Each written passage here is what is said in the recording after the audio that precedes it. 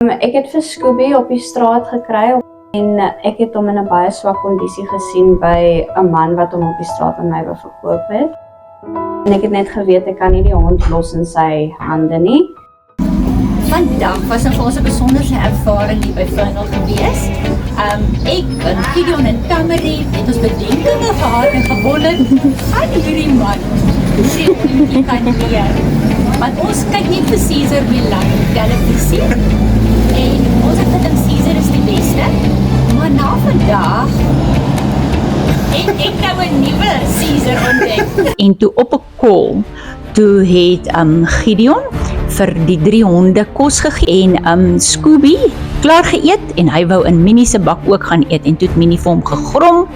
Gideon het tussen beide getree en toe hy so vorentoe buk en hom wou wegstoot vir Scooby, het Scooby sy hand vreeslik seer gebyt.